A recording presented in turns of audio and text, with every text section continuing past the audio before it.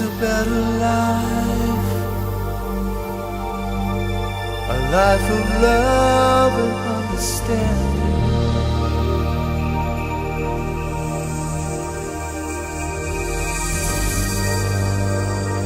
There is a better life than what's seen. Olá a todos que nos acompanham na nossa meditação diária. Estamos agora concluindo o nosso tema Não Existe Plano B. Como vimos ontem, Deus proveu o meio para a salvação dos perdidos, por meio da pessoa bendita de Jesus Cristo. No entanto, não significa que isso seja algo aceito em nosso mundo, inclusive na igreja atualmente. Existe um pluralismo que domina a paisagem religiosa global e a ideia predominante é que há apenas um Deus. Quantas pessoas não falam? O importante é que Deus é um só. Essa frase aponta que há muitas maneiras de salvação, não importa qual religião seja. No entanto, quando apontamos que sem Jesus os perdidos estarão no inferno para sempre, muitos, inclusive alguns crentes, reagem de forma negativa. A verdade central e única do cristianismo é que Jesus morreu na cruz para nos salvar de nossos pecados e que nós não podemos vencer a nossa rebelião sem a graça de Cristo. Sem a obra de Cristo, iremos para o inferno, pois os nossos pecados nos separam de Deus. Não importa o que venhamos fazer. Essa afirmação certamente vai gerar protestos. Muitos vão nos acusar de arrogância e outros de loucura.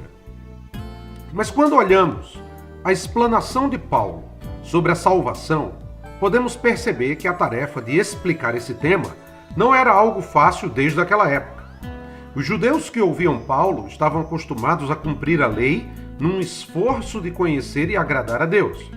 Entretanto, Paulo descreve a fé em Cristo como o único caminho para ser justificado diante de Deus.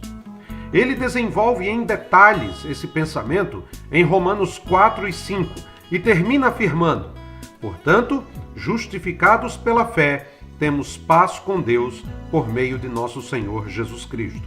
Romanos 5:1. A fé em Cristo é o único meio pelo qual podemos ser salvos. Diante disso, alguns perguntam: como as pessoas do Antigo Testamento eram salvas? Paulo vai afirmar que Abraão e outros do Antigo Testamento foram salvos pela graça através da fé em Cristo que viria. Embora não conhecessem todos os detalhes, eles confiavam na redenção que Deus traria por meio de Cristo. Alguns poderiam tentar argumentar que isso se aplicaria hoje, e as pessoas poderiam ser salvas sem nunca terem ouvido falar de Cristo. No entanto, Cristo já veio, e a Escritura não dá evidência que as coisas sejam assim. O Novo Testamento é enfático, porque se com a tua boca confessares Jesus como Senhor, e em teu coração creres que Deus o ressuscitou dentre os mortos, serás salvo. Pois com o coração é que se crê para a justiça, e com a boca se faz confissão para a salvação. Fica evidente que as pessoas não podem chegar a Deus por outra via que não seja a fé em Cristo. Essa verdade não é alentadora para os que nunca ouviram falar de Jesus. Mas esse assunto muitas vezes é analisado pelo lado emocional das pessoas. Talvez você esteja pensando: não sei como, mas certamente Deus mostrará um caminho aos milhões que nunca ouviram falar de Jesus. Sim, anelamos que exista uma maneira de salvação para aqueles que nunca ouviram do Evangelho. Baseamo-nos no amor de Deus para que aqueles que nunca ouviram falar de Jesus não passem a eternidade no inferno. Todavia, devemos ter cuidado com esse tipo de pensamento, pois se pensarmos que existe alguma outra forma de alguém ir para o céu que não seja pela fé em Cristo, isso desmontaria a mensagem bíblica. Seria o mesmo que dizer: obrigado, Jesus, por ter morrido na cruz, mas podemos chegar a Deus de outra maneira. Toda a Bíblia é clara nesse ponto. Somente pela fé em Cristo é que somos salvos.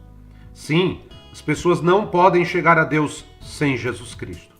Infelizmente, há milhões de pessoas nesta condição. milhões que nunca ouviram falar da graça de Jesus. Diante disso, Paulo cita o profeta Joel para considerar algumas consequências. Porque todo aquele que invocar o nome do Senhor será salvo. Como, pois, invocarão aquele em quem não creram? E como crerão naquele de quem não ouviram falar? E como ouvirão se não há quem pregue? E como pregarão se não forem enviados? Assim como está escrito, como são belos os pés dos que anunciam coisas boas. Romanos 10, 13 a 15. Além da retórica, Paulo está mostrando um quadro claro do plano redentor de Deus.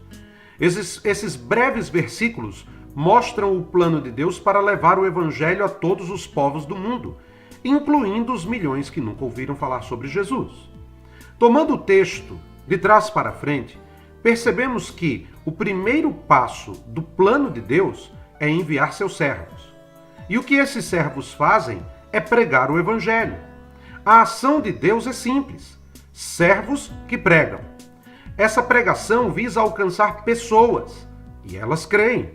No entanto, o texto não diz que todos que ouvem o evangelho creram nele, mas a passagem mostra que quando pregamos, alguns crerão.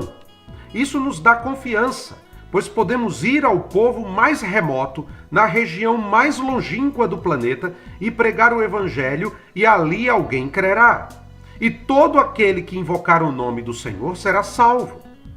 Mas será que esse plano pode ser quebrado em alguma parte? É evidente que todo aquele que invocar o nome do Senhor será salvo, portanto não há ruptura. Todo aquele que crê invocará. Muitos ouvirão e jamais crerão. Deus continuará a enviar seus servos.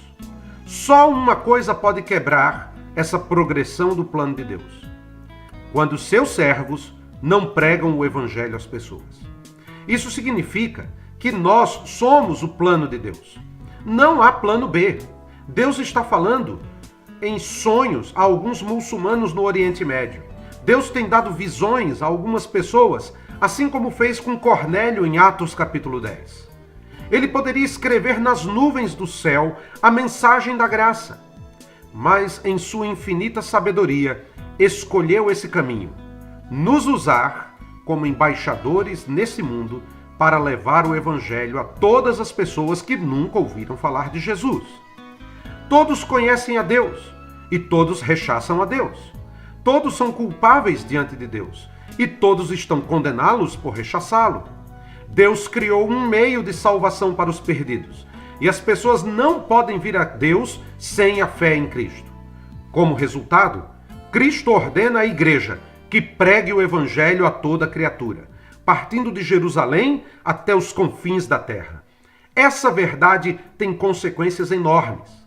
Como igreja, não temos mais tempo de ficar brincando de cristianismo, de pregar outra mensagem que não a da cruz e da redenção por meio de Cristo.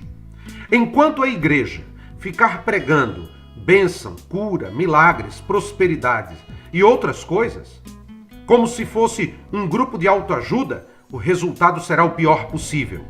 Mas quando a igreja se levantar na sua única tarefa para pregar a única mensagem que interessa, veremos o resultado maravilhoso de obedecer ao Senhor que morreu por nós. Que Deus o abençoe e que você pregue o evangelho em qualquer lugar, a qualquer tempo, para qualquer pessoa.